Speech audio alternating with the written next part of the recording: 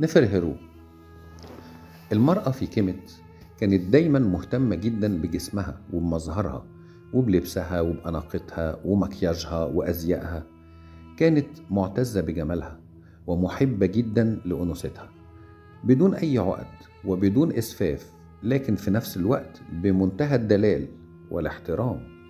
لذلك كانت حريصة على إزالة الشعر الزائد من كل مناطق جسمها، وده كان شيء شائع بين كل السيدات سواء الطبقات الغنية أو الطبقات المتوسطة، لأن النظافة الشخصية كانت حاجة مهمة جدا عند كل المصريين رجالا ونساء.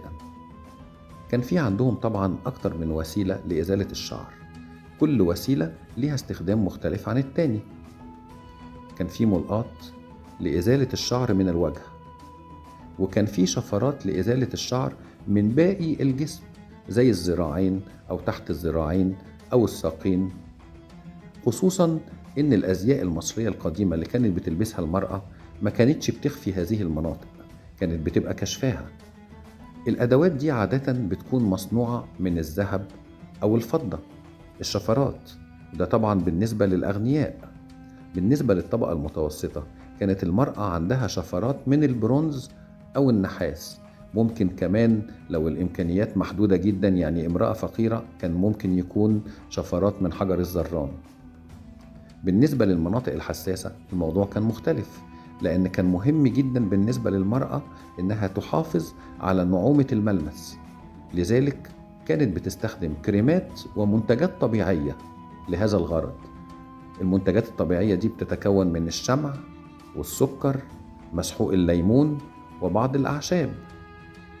في كمان حاجة مهمة جدا نخلي بالنا منها، إزالة الشعر مش بس للنظافة، دي كانت رمز للطهارة كمان. ولذلك السيدات اللي في المعبد اللي هم مغنيات آمون ومغنيات حتحور والعازفات كانوا بيزيلوا الشعر من جسمهم كله. حتى الكهنة من الرجال كانوا بيزيلوا كل شعر جسمهم لأن دي طهارة، بما في ذلك شعر الرأس.